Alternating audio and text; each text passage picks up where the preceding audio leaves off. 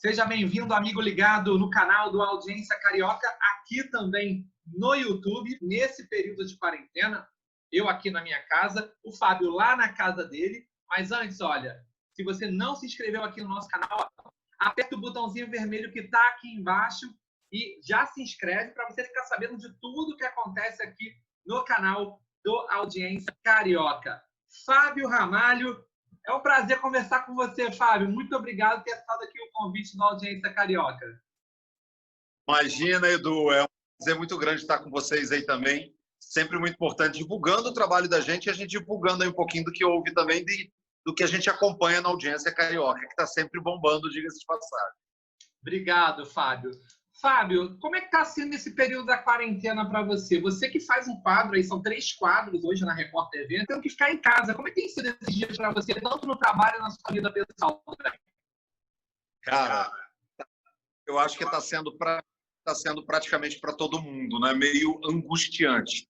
A gente que está acostumado a estar sempre muito ativo na rua, principalmente nós, repórteres, apresentadores, gravando, tendo contato com as pessoas, essa falta de contato pessoal, isso chega a ser até um pouco angustiante, né? É essa palavra que eu tenho usado para definir bem. A minha rotina está sendo dentro de casa, mas com saídas esporádicas para o trabalho, né? Apesar dos quadros não estarem no ar, foi uma decisão que a Record TV aqui do Rio de Janeiro tomou, e também do Brasil inteiro, né? Os quadros que são ligados a comportamento, entretenimento, eles foram temporariamente suspensos, mas eu continuo acompanhando, por exemplo, as ações comerciais que eu fazia dentro desses quadros, né? Quer dizer, eu continuo as ações comerciais com os patrocinadores, mas fora do quadro como era antes de costume. Então, assim, é extremamente reduzido, é uma saída extremamente esporádica e com foco muito específico, de fazer uma gravação, às vezes, em local interno, dentro da emissora mesmo,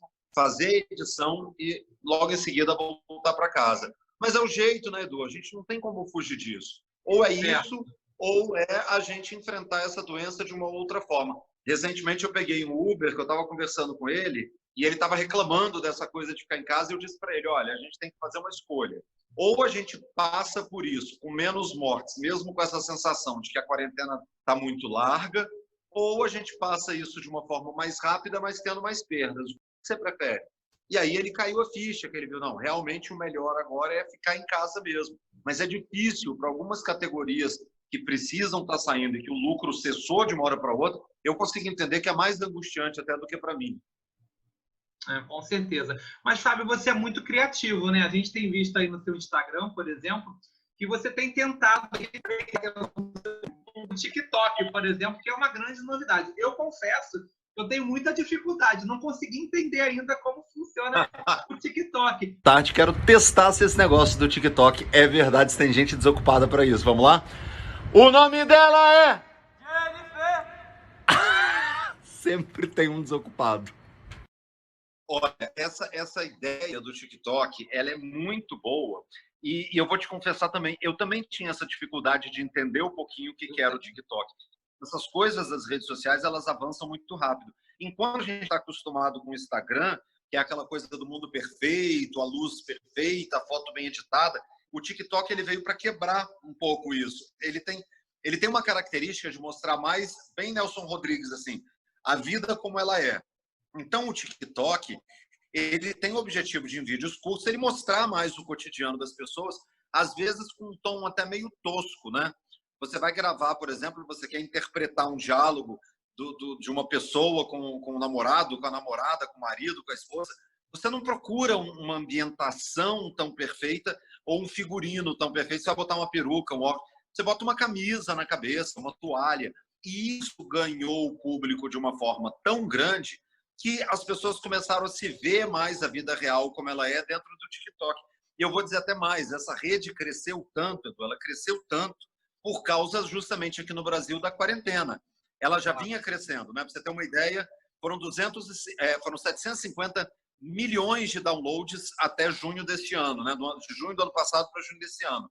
Só perde para o WhatsApp, que teve 850 milhões de downloads. Quer dizer, a rede cresceu estupidamente. E as pessoas paradas dentro de casa, elas começaram a ver que aquela rede era a rede que mais mostrava a vida dela como a vida realmente é. Dentro de casa, quarentenado, comendo tudo que tem na geladeira, brigando com a mãe, com o pai, o marido e a mulher se estranhando porque estão vivendo muito tempo junto. E isso, se você parar para analisar, se você parar para analisar, tem muito a essência dos quadros que eu faço. Os quadros que eu faço têm muito isso. Eu sempre tentei com os quadros, principalmente o Partiu, que é gravado com o celular na mão, e quando você tem o celular assim na mão, você tira aquele medo das pessoas de falarem com uma câmera, com uma luz acesa profissional, etc. Então, fica parecendo um bate-papo como a gente está fazendo aqui agora. Então, eu olhei e falei, pô, esse TikTok ele tem muito a ver com o que eu estou fazendo. E aí a gente desenvolveu, na verdade, o TikTok para TV, mas não num formato de quadro, não num formato necessariamente de jornalismo, mas de entretenimento voltado para o mercado publicitário. Eu faço ações comerciais para uma rede de drogarias aqui do Rio de Janeiro. E aí eu falei, bom, peraí, se eu não estou podendo ir dentro das drogarias para fazer essa ação comercial, cada vez mais essas redes sociais, o movimento de migrar a linguagem das redes sociais para a televisão, como eu fiz em 2017, que o Partiu com o Fábio Ramalho é um quadro que veio justamente do YouTube, né, do meu canal do YouTube. Vamos falar sobre isso. Agora o TikTok, essa linguagem do TikTok. Então, assim, eu fiquei muito feliz de ver a reação das pessoas. Eu fiquei com medo um pouco, sabe? Eu falei, poxa, eu vou gravar um comercial de TV que eu vou botar uma toalha na cabeça como um turbante, vou fingir que estou escovando o cabelo como uma mulher para interpretar uma mulher. Mas foi muito engraçado e a reação foi muito boa, que as pessoas conseguem ter uma empatia maior com a marca quando a marca se comunica na linguagem delas. Eu curti muito, muito mesmo. Fábio, eu acho maravilhoso quando você faz aquela propaganda do mercado, que as pessoas são sorteadas no caixa do mercado, né? E vem aquela compra. Esse não está dando para fazer, né? Esse todo mundo gosta também, né? Esse todo mundo gosta. Eu entro no mercado, as pessoas já me perguntam, vai acender o caixa iluminado hoje? Porque nem sempre do lado da minha casa, nesse momento de quarentena, tem o mercado que eu estou fazendo a propaganda dele. Então não dá para, nesse momento de quarentena, você ter longos deslocamentos, porque o público cobra, tá, Edu? Claro. A gente faz a propaganda. De olho, se você faz a propaganda da empresa X e você vai na Y para comprar, as pessoas cobram.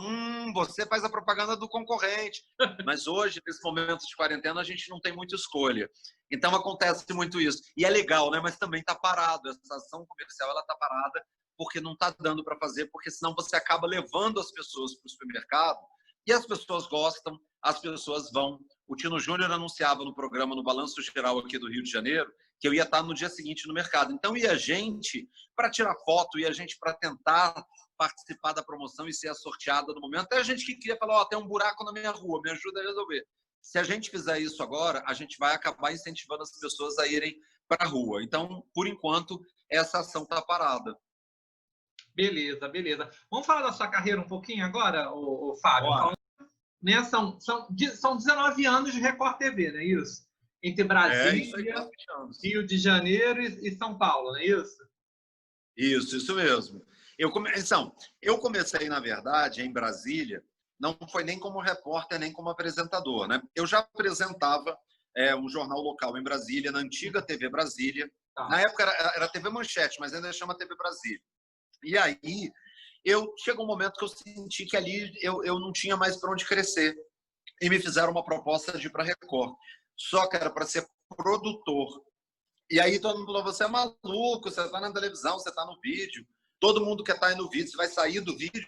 E eu estou indo para uma emissora de televisão que está crescendo estupidamente no Brasil, estou falando de 2005.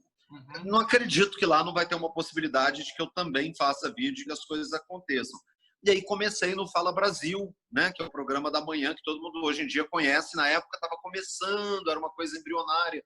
E aí do Fala Brasil eu acabei migrando para outros produtos, até que veio o desafio maior, que foi vir aqui para o Rio de Janeiro. Eles precisavam de um apresentador para um jornal local aqui no Rio de Janeiro, que na época chamava RJ Record, que depois cedeu o lugar para o Cidade Alerta, né? Na verdade, é a mesma linha, só trocou o nome, a grade da Record inteira foi reformulada, etc. E aí, pronto, você vê um cara que estava fazendo política em Brasília, no Congresso Nacional e Palácio do Planalto, cair no Rio de Janeiro. Então, eu cheguei no Rio de Janeiro muito seco, muito duro, muito formal.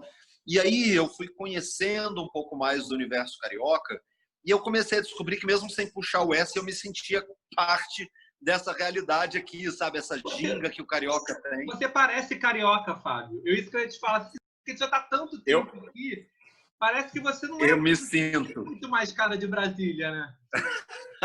Olha, eu vou para Brasília, o pessoal até fala que eu estou puxando o S. Eu não sinto isso. E o pessoal daqui do Rio nem sempre sente que o meu sotaque não é daqui. Mas, assim, as pessoas, eu acho que a empatia, ela não está correlacionada à forma só de você falar. É a forma, claro, de você falar, mas é a forma de você pensar, né? E aí eu comecei a entender muito da cabeça do carioca, eu comecei a entender que, assim, caraca, carioca realmente não é quem nasce no Rio de Janeiro, quem nasce no estado, ou o que seja. É você ter uma filosofia de vida, uma forma de pensar, porque o carioca é desencanado, o carioca vive, o carioca sabe aproveitar a vida. O carioca trabalha muito, o carioca é trabalhador. Tem muita gente que fala, o carioca leva a vida na marola. Não é bem assim.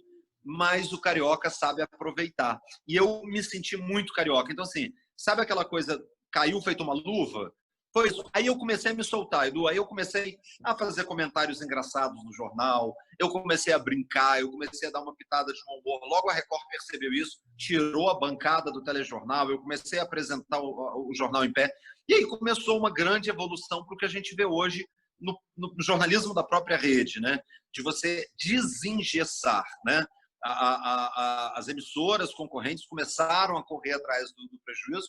E a gente vê, por exemplo, a emissora número 1 fazendo um telejornal que o apresentador se permite fazer piada, se permite rir, se permite fazer trocadilho. E eu acho que a Record tem muito responsabilidade disso na história da TV. Eu estou falando como um estudioso de comunicação, digamos assim. Mas a Record teve uma grande responsabilidade disso na televisão. Você sente isso também, que meio que forçou uma mudança total?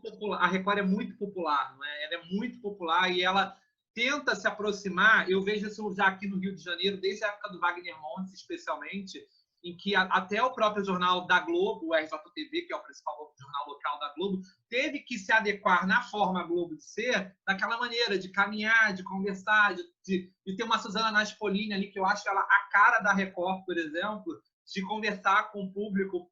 Então, eu acho que a Record tem, sim, essa responsabilidade de ter mudado, sim, o jornalismo.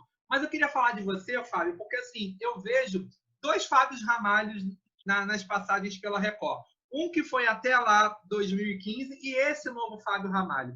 Vamos falar primeiro daquele lá que você falou, que começou ali brincando e tudo mais.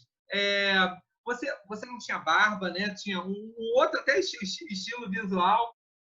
Era tudo diferente, era tudo diferente. Totalmente. O cabelo era engomadinho para trás, era aquela coisa de terno e gravata.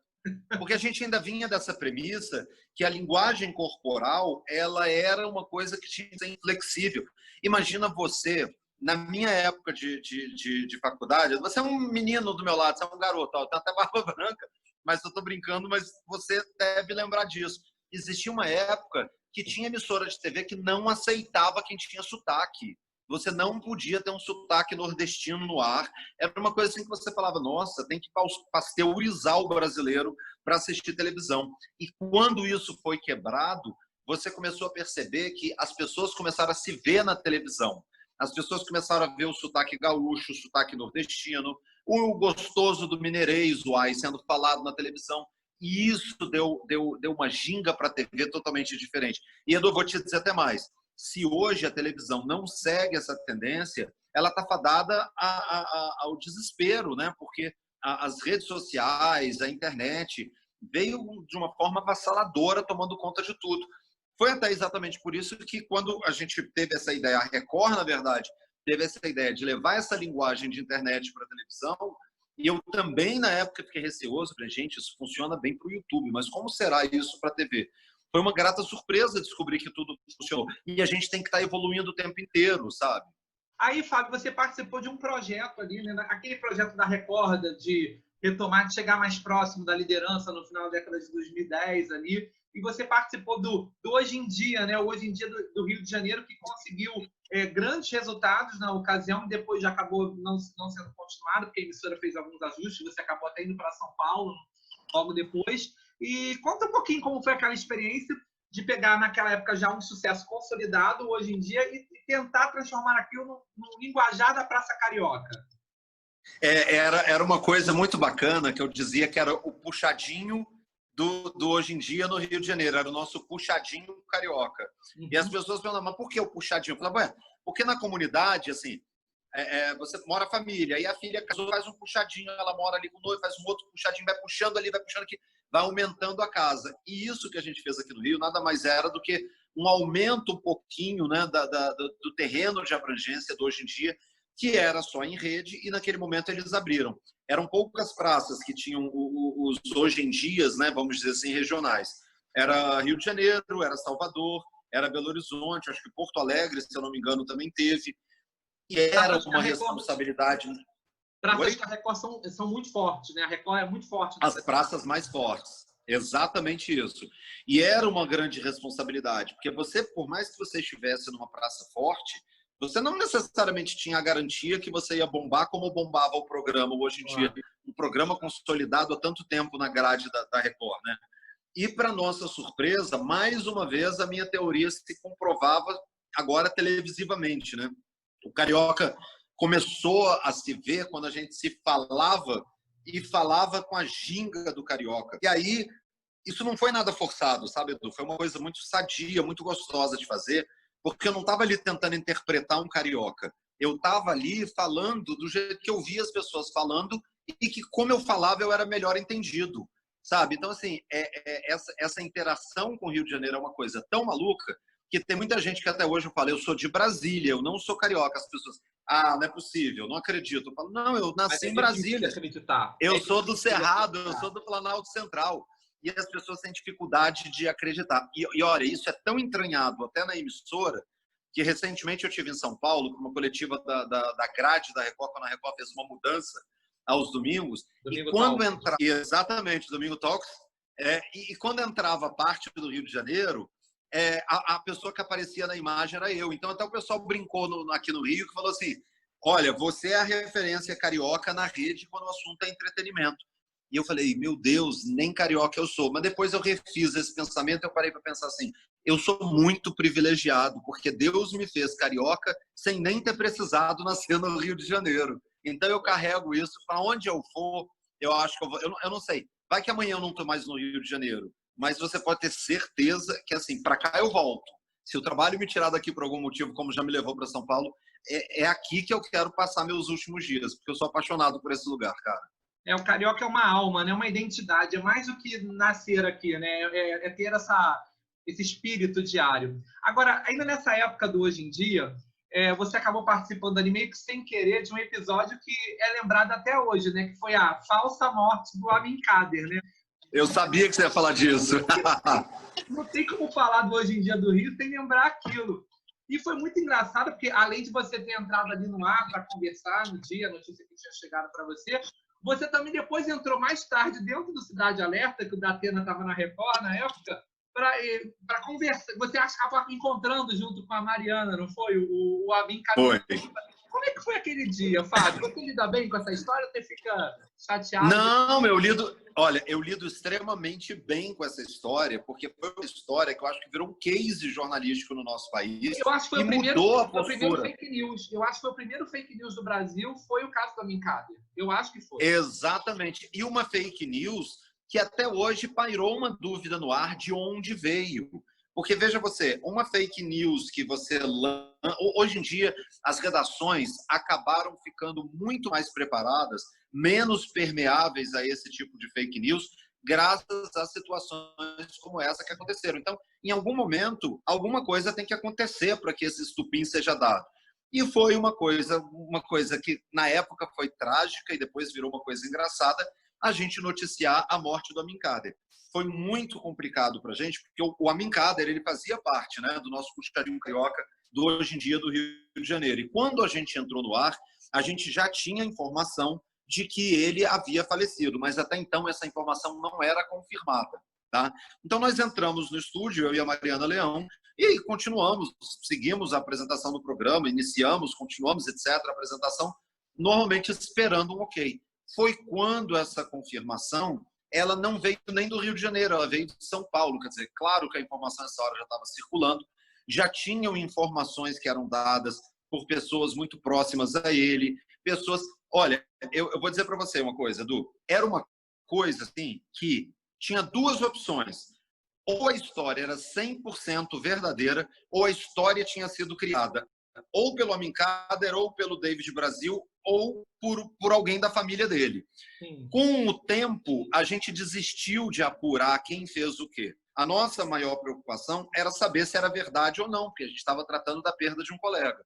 Então, quando o programa acabou, a notícia foi dada, na verdade, por São Paulo, foi o Celso Zucatelli na época que deu a notícia, me chamou, eu repercuti, falei, olha, é verdade, isso aconteceu. Nós fomos zoados pela própria emissora, o Mion fez o Vale a Pena Ver de novo, rir de novo, na verdade, que zoou, mas é gostoso e eu acho que é salutar quando a gente ri das nossas próprias bobagens. Nosso colega aqui da Rede Record, Amin Kader, faleceu esta madrugada. Essa notícia começou a circular agora há pouco na internet, nossas equipes foram apurar, a informação foi confirmada por familiares e ainda não temos informações e detalhes sobre a causa da morte. Deixa eu conversar com o nosso colega Fábio Ramalho, no Rio de Janeiro, que tem outras informações. Oi, Fábio, o que você sabe sobre isso já? Zucatelli, olha, a gente entra agora na programação aqui falando direto do Rio de Janeiro. A gente está com uma notícia muito triste para dar, viu? Por enquanto eu estou aqui falando para o Rio de Janeiro. Agora nós estamos em rede no Hoje em Dia falando para todo o país. Olha, a notícia é muito triste, faleceu esta madrugada o promoter, humorista, que fazia parte aqui do casting de atores, de celebridades, digamos assim, da Rede Record. Faleceu esta madrugada Amin Kader. Amin faleceu em sua própria casa, na Barra da Tijuca, zona oeste do Rio de Janeiro, de causas ainda não confirmadas. Um mal súbito teria cometido aí o humorista, que estava em casa sozinho, e teria sido a empregada que teria avisado ao colega David Brasil, que foi companheiro já de Amin Kader, sobre essa morte repentina. A notícia logo se espalhou pela internet, ainda de madrugada, David Brasil postou em seu microblog, o Twitter, que havia recebido uma notícia muito triste, mas que ainda não era confirmada, e pedia que os internautas orassem, pedissem a Deus para que a notícia não fosse verdadeira. Minutos depois, David Brasil voltou aí justamente ao Twitter e postou a notícia de que, infelizmente, era confirmada a notícia que ele não queria dar, que era a morte de Amin Kader. E aí nós saímos do estúdio, nós fomos para a casa do Amin Kader. Para você ter uma ideia, o porteiro do condomínio, olha só, confirmou que ele havia morrido e que o caixão já havia saído, que a funerária já havia buscado o caixão. Daí você tira. Foi quando alguém nos ligou e disse que o Amin Kader estava belo e refestelado andando na praia da Barra da Tijuca, fazendo exercício como ele faz sempre. Quer dizer, acabou sendo uma coisa muito tensa e ao mesmo tempo muito hilária, mas uma coisa que eu repito, marcou positivamente a televisão, marcou o jornalismo positivamente, porque foi uma coisa que fez todo mundo ficar muito mais atento à questão das fake news. Quem criou? Quem matou o Amin Kader? Sabe? É a pergunta que não quer calar. Eu desisti de entender quem foi. E para fechar essa primeira fase de primeiro Fábio Ramalho, vamos dizer assim, na Record, teve o programa da tarde também, né? Que foi, eu acho que aí foi que você começou a entrar, dar essa cara do Rio de Janeiro para a programação de rede. Estou errado? Não, você está certo, foi isso mesmo. Eu fazia o programa da tarde, eu era repórter do programa da tarde. Eu fazia um quadro Chamada de Esperança, que era um quadro social que mostrava projetos sociais, que derivou para um outro quadro na Record do Rio de Janeiro chamado Operação do Bem, que por sua vez derivou para o meu projeto social hoje que eu tenho, que chama Operação do Bem. Mas nesse momento lá no programa da tarde, a Record me deu uma oportunidade que eu digo que sempre foi uma oportunidade de ouro. Era o momento que o Brito Júnior, ele também, a formação do programa era Ana Hickman, Ticiane Pinheiro e o Brito Júnior. Naquele momento, o Brito Júnior apresentava também o reality, a Fazenda. E ele precisava sair do programa. E era uma mão de obra, uma logística muito grande, porque o horário que o programa terminava, ele não conseguia sair de São Paulo, né, da Rua da Várzea, ali da Barra Funda, e chegar até Itu, que é a cidade onde ficava o estúdio, a fazenda, literalmente. Então ficava inviável. Ele chegava atrasado para gravar as cabeças, ou às vezes ele tinha que sair no final do programa. E, claro, isso não era uma questão dele, né? Questão de logística mesmo. Até que houve um consenso na casa de que no dia que ele fosse fazer a entrada ao vivo na Fazenda, as apresentações da Fazenda fossem ao vivo, ele estaria já direto em Itu. E aí ficou a dúvida, quem colocar na apresentação? Foi quando, na época, o diretor do programa era o Vildomar Batista, depois passou por Bruno Gomes, sempre foram muito queridos comigo, apoiaram o meu trabalho e falaram, não, vamos botar o Fábio para fazer um teste. E assim, Edu, foi uma coisa maravilhosa, porque assim, eu até tinha medo de não dar, vou confessar isso para você pela primeira vez, eu até tinha medo desse jeito muito carioca, esse carioquês, acabasse gerando uma resistência do público que viesse, por exemplo, de outras cidades, de São Paulo. E aconteceu o contrário. Tem essa história que o paulista ele é muito bairrista, né? Ele se apega muito às coisas de São Paulo. E assim, esse paulista, honestamente, eu não conhecia. Eu conheci um paulista que me abraçou. A audiência deu super certo dentro do programa. A audiência deu... Eu até fiquei com medo, num dado momento, de se incomodar o Brito Júnior, disso gerar algum tipo de atrito. Televisão tem disso, né? Televisão tem disso. Mas assim, eu fui muito bem recebido pela Aninha, pela Ana Hickman, pela Tice. E eu acho que esse clima amistoso, esse clima de amizade que rolava, eu acho que isso respingou tanto em mim, de eu perceber que entre eles, os apresentadores, não ia ter esse tipo de coisa, como também no Brito. Então, assim, não chegou a ter uma situação de atrito, sabe? Nunca aconteceu isso. E foi muito bom para mim. Eu apresentei 1, 2, 3, virei o apresentador fixo, enquanto stand-by fixo, né? Se é que dá para dizer isso, enquanto ele ia para a Fazenda. Beleza. Agora, fazendo essa ponte já aqui para a fase final da nossa entrevista, já falando desse novo Fábio Ramalho já mais atualizado aqui na Record. Você tem vontade, Fábio, de voltar, de ter um programa, não digo nem em rede, mas ter um programa diário que você possa todo dia entrar ao vivo, conversar com o público, ou não? Você quer essa coisa mais de rua mesmo, mais com cara de internet? Olha, tem 2 Fábios dentro de mim. O primeiro é o que diz assim, é uma hipocrisia eu dizer para você que eu não iria querer ter um programa meu. Claro que eu ia querer e isso é muito bom. Mas essa coisa da rua, ela tem uma proximidade com as pessoas, principalmente quando eu estou gravando com o celular, que é rosto com rosto, um dos motivos pelo qual a gente está parado nessa pandemia. Você tem um contato interpessoal fabuloso. Você consegue ouvir das pessoas mais o que elas pensam, o que elas acham e o que elas querem dizer. Às vezes é até besteira, palavrão, a gente não coloca tudo, obviamente, no ar, mas isso é muito gostoso. Então, é aquela coisa de ficar entre a cruz e a espada. Eu vou te responder isso da seguinte forma. Tenho vontade de ter um produto meu, sim. Mas se eu tivesse novamente um produto meu, como já foi o RJ Record, eu já fiz isso, né? Não é uma coisa assim, meu sonho profissional é ter um programa meu. Não, minha vida sempre foi muito abençoada e foi cíclica. Eu tive momentos na rua, no estúdio, depois na rua de novo, depois voltei para o estúdio e agora estou nesse momento na rua. Eu te responderia assim, claro que eu tenho vontade de ter um programa meu, mas eu acho que eu não deixaria de ir para a rua para gravar pelo menos algum quadro do programa, alguma coisa, porque é muito bom.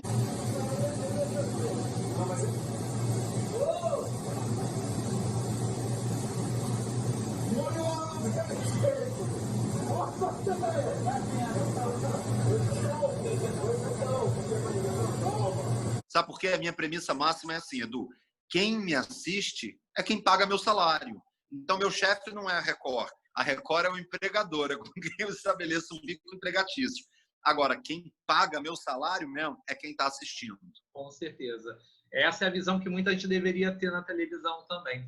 E, Fábio, esses 2 anos que você ficou longe da Record, que foi de 2015 a 2017, eles foram fundamentais na sua carreira hoje em dia, né? Você foi para fora do Brasil, você estudou, você fez experiências muito interessantes, como morar 15 dias na Rocinha. Ali que você começou a se moldar e começou a ser o que você é hoje profissionalmente? Olha, na verdade, eu comecei esse processo de desengessamento, né? Eu adoro falar essa palavra, ainda quando eu saí do RJ Record e migrei para o Hoje em Dia, depois para o Programa da Tarde. Mas sim, você tem toda a razão que esse foi um momento de que, assim, eu soltei totalmente as amarras. Eu acho que a maturidade da gente, já passei dos 40 anos, já estou com 45 anos, a gente vive outro momento profissional que a gente pensa assim, eu não tenho, eu já, não que a gente nunca aprenda, mas assim, eu já evoluí em linguagem televisiva o que eu acho que eu poderia evoluir no tocante à comunicação. Eu posso trocar os formatos, eu posso trocar a metodologia. mas o que eu sou, a minha essência, isso já é o que é. Não tem mais como a gente querer fazer de uma forma diferente. Então, eu vou buscar novas alternativas. E o que para muita gente, Edu, eu falo isso como um testemunho, como uma experiência. Eu até desenvolvi uma palestra que chama Apertem os Cintos, o Emprego Sumiu, que é uma brincadeira com um filme antigo, Apertem os Cintos, o Piloto Sumiu, que eu conto justamente essa trajetória. O que deveria ser um grande revés da vida, porque tem muita gente que trabalha em televisão e fica em deprê, fica numa depressão quando sai do vídeo. Eu passei por um momento que eu ouvi a minha própria mãe me dizer assim, eu achei que o dia que você saísse de televisão, você ia ficar deprimido. E eu falei, mãe, eu sempre trabalhei para mim, eu não trabalhava para a televisão apenas. Então, eu consegui canalizar isso de alguma forma, que logo depois que eu saí da Record, e eu não saí da Record numa forma bonitinha, recebi outra proposta. Não, eu saí da Record demitido, eu fui literalmente demitido da Record. Não porque a Record não gostasse de mim, porque a Record não gostasse mais do meu trabalho. Uma reestruturação, né? Foi uma reestruturação. O que aconteceu? O programa da tarde saiu do ar, a Record tinha toda uma equipe que ela precisava disponibilizar para outros produtos. Eu era do Rio de Janeiro, no meu caso, já tinha outras pessoas apresentando aqui no Rio de Janeiro. Não houve outra opção. Inclusive, na época, eu falei para o presidente da Record aqui do Rio de Janeiro. Ele conversando comigo, ele falou, eu não sei o que eu faço. Eu falei, na sua situação, eu faria isso. Eu demitiria o Fábio Ramalho. E ele olhou para mim, muito assustado. Eu falei, presidente, essa é uma conjuntura econômica. E eu entendo que o país, isso era 2015, o país estava passando por uma grande crise. Como que você reabsorve toda a equipe de um programa com mais de 50 pessoas? Era muito difícil. Alguém ia ter que sair. E eu entrei nessa lista dos alguéms que acabaram saindo. E nesse dia, o presidente da Record aqui do Rio de Janeiro ele falou assim, vou te buscar de novo. Por isso que você falou, eu vou te buscar de novo. Porque foi uma saída tranquila. Mas como Deus é perfeito, olha o que me aconteceu. Como eu fazia esse quadro que eu te falei agora há pouco, Operação do Bem, que mostrava projetos sociais, um amigo que morava na França, ele escreveu o material do meu quadro para um curso de gestão em terceiro setor e captação de recursos para ONG, para projeto social, e falou, olha, vai ter um curso internacional, é um curso gratuito, é de bolsas, e eles escolhem 50 personalidades do mundo que fazem alguma coisa em prol do social e eles dão esse curso. Eu falei, mas como assim? De graça? De graça, você vem para cá, faz o curso inteiro. Ele inscreveu meu material. Pouco tempo depois, para minha surpresa, eu recebi um e-mail da universidade, eu fui selecionado para esse curso, fiz uma entrevista por Skype, e aí as coisas foram evoluindo até que eu fui para lá. Fui para a França com a cara e com a coragem, sem muito dinheiro no bolso. Vendi meu carro, foi o que eu fiquei lá um tempo vivendo. De lá fui para a Alemanha. Falava francês? Nesse período, falava francês? Comecei a estudar o francês lá. Só que o curso que eu fazia, como era um curso internacional, ele era todo ministrado em inglês. Então, assim, 80% do tempo eu falava em inglês, morando na França. Os outros 10% eu falava em português, que eu convivia muito com brasileiro. E os outros 10%, obviamente, para completar 100%, eu tinha que falar em francês. Então, assim, como só 10% foi aplicado para o francês, eu aprendi muito pouco do francês. Eu falo bem pouco mesmo. Mas, porque enquanto eu estava lá, eu conheci um grupo de turismo. Eu fui para a França, mas tinha uma pessoa que me agenciava em São Paulo e ela cruzou o contato com um grupo de turismo chamado Falando de Viagem. E eles tinham uma proposta muito legal, viajar o mundo inteiro, contando experiências de viagem, de turismo AAA, que eles chamam, que é só o turismo da fina nata, são hotéis 5 estrelas, viagens de primeira classe, executiva. É a vida de milionário. Eu falo bem no português, mas no carioca, é mostrar como é que milionário vive. E aí eu abracei esse projeto com eles, que eu fiz o seguinte, eles não tinham dinheiro naquele momento para pagar, eles davam a viagem, a hospedagem, a alimentação. Eu falei, não, peraí, isso casa bem. Se eles me dão a passagem, a viagem, a alimentação, e eu faço o conteúdo para o site deles, inclusive eu recomendo, o falandodeviagem.com.br é sensacional para experiências que você pode ter um turismo de altíssimo nível e tentando pagar pouco. Eu falei, eu vou tentar esse desafio. Eu ia fazer o material deles, mas depois eu gravava para o meu canal do YouTube. E para o meu canal do YouTube, Edu, eu sempre gravava o que estava na contramão. Por exemplo, eu ia a Paris, eu fazia matéria de como você visita a Torre Eiffel, sei lá, Falando de Viagem, mas para o meu canal, eu mostrava uma coisa curiosa que eu tivesse visto na estação de trem, de metrô, indo para Torre. Por exemplo, uma vez eu estava indo para Torre, inclusive, e eu vi na estação de trem umas bicicletas, daquela bicicleta de academia, que você pedala sem sair do lugar, só que era uma bicicleta em plena estação de trem, que você plugava, você espetava seu celular, pedalava e carregava o celular. Você fazia energia para carregar o seu celular. Eu achei isso sensacional. Eu falei, vou gravar sobre isso.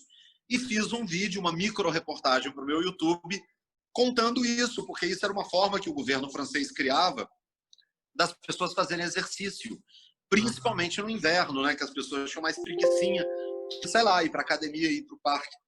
Olha, Edu, eu sei que esse vídeo bombou. E aí eu continuei viajando, falando de viagem, só que eu sempre fazia vídeos inusitados. E aí nessa brincadeira, depois eu fui para a Alemanha, eu fui para a Itália, aí eu fui falando de viagem para o Chile, para o Uruguai, fiz avaliativo de hotéis aqui no Rio de Janeiro, fora do Rio de Janeiro, no Nordeste. E aí isso do turismo entrou muito na minha veia de uma forma muito curiosa, que chegou um dado momento, a gente tinha que procurar novas alternativas. E eu lembro que tinha uma plataforma de internet, a Airbnb, que é especializada em aluguel de apartamentos. Eles tinham essa proposta de experiências baratas. E essa minha gente falou assim para mim, por que a gente não tenta mostrar hospedagem barata em comunidade do Rio de Janeiro, em favela? Eu falei, que ideia boa, vamos fazer isso na Rocinha? E eu tranquei meu apartamento na Barra e fui para a Rocinha, na zona sul do Rio, morar lá. E foi uma coisa muito doida, porque assim, para eu estar dentro da comunidade, eu fui, obviamente, questionado pelo tráfico. Né? O que você está fazendo aqui? O que é isso? Você está fazendo câmera escondida para a Record? Eu falei, não, calma, eu nem estou mais na Record. Ah, mas se acontecer alguma coisa, se for uma imagem de câmera escondida para a Record, você está no sal, porque a gente sabe que é você. Eu falei, não, então eu nem vou ficar. Eu nem vou ficar, porque eu vou me sentir bem-vindo.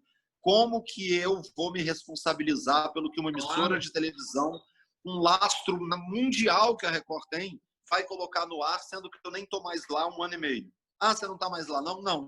Então, espera que a gente vai averiguar. E foi quando o movimento, né, como é chamado lá na Rocinha, questionou um dos chefões, inclusive preso, e, para minha surpresa, eu tive a resposta deles dizendo assim, não, o cara gosta de você, o cara assistia você na época do RJ, achava você operante. E eu falei, que legal, mas o que quer dizer operante? Não, operante é um cara que é ligado, que não escuta só a polícia, escuta também o lado da comunidade, que quer apurar os dois lados, quer ouvir o que todo mundo... Você está liberado, a comunidade é tua. E aí, Edu, ao invés de ficar uma semana, eu fiquei 15 dias na Rocinha, eu produzi 4 vídeos sobre a Rocinha. Sobre turismo, história de turista que troca uma noite no Copacabana Palace por uma noite num hostel na Rocinha. Como você comer bem na Rocinha. Como eu fui parar na Rocinha e, o mais importante, uma espécie de apartheid social que rola na praia de São Conrado. Tem um lado na praia que é o pessoal da Rocinha e tem um lado que é o pessoal granfino de São Conrado. E era muito engraçado, porque de um lado o pessoal tomava champanhe, do outro comia carne moída no pão, tomando cerveja e jogando bola. E eu transitava dos dois lados. A minha surpresa foi tão boa que esses vídeos acabaram me rendendo um prêmio de cinema. Olha só, você sabe aquela premissa de uma ideia na cabeça e uma câmera na mão? Então, assim, tudo isso eu conto nessa palestra, que eu formatei com esse título de Apertem os Cintos, o Emprego Sumiu, até o momento que a própria Record, vendo meus vídeos no YouTube, nosso presidente viu e mandou uma mensagem, o Fabiano Freitas, que é atual, inclusive, presidente, e olha que louco, o mesmo presidente que precisou me demitir por causa daquele momento que eu não tinha mais espaço, foi o mesmo que me recontratou para que eu levasse esse quadro para a televisão. Fábio, quero finalizar então aqui a entrevista, quero te agradecer, a gente está fazendo essa rodada. Falo pra caramba, né, Edu? Ah, foi maravilhoso, eu adorei. Eu queria te parabenizar, porque eu acho que é um trabalho muito legal que você faz. As pautas internacionais, então, são maravilhosas, as que você fez nos últimos tempos. E agradecer por você ter a confiança, o carinho sempre você, da Maria, sua assessora. E de que pedir para que você deixe aí suas redes sociais, seu canal no YouTube, fique à vontade para as pessoas, onde quiser te procurarem, pode te achar. Então eu vou começar pela rede social agora, que está bombando, porque lá eu ainda sou pequenininho, mas a linguagem eu já chupetei para esses comerciais que estão no ar agora, na televisão já, que é o TikTok. Eu estou lá como Fábio Ramalho TV. No Instagram eu tô @Fábio Ramalho, no Twitter @Fábio Ramalho, no Facebook é tudo Fábio Ramalho, não tem erro, não tem como se confundir. Mas eu não posso encerrar sem dizer para vocês que eu tô sabendo do aumento de acessos, da visualização, a audiência, né, digamos assim, que a Audiência Carioca está tendo. A Maria Pericas, que é minha assessora pessoal, e também a assessoria da Record, estão sempre antenadas com vocês que estão divulgando aí o que a gente de televisão está fazendo. Então eu quero também agradecer e dar os parabéns para vocês por esse crescimento todo, viu? Obrigado pelo carinho que vocês têm em divulgar, obrigado por mostrar o que a gente está fazendo na televisão, porque, eu repito, quem paga meu salário é quem me assiste. Então, quando você faz isso, essa entrevista aqui está fazendo quem me assiste ficar mais perto de mim. Eu falo, assiste mais, porque aí eu ainda peço um aumento lá e resolve. Obrigado a você, Fábio, pela confiança. Pedir para quem não se inscreveu no nosso canal, por favor, dê essa oportunidade de se inscrever para a gente fazer não só essa entrevista com o Fábio, como outras entrevistas ao longo do ano. E a gente se vê numa próxima. Obrigado, Fábio. Tchau, um beijo para todo mundo. Partiu!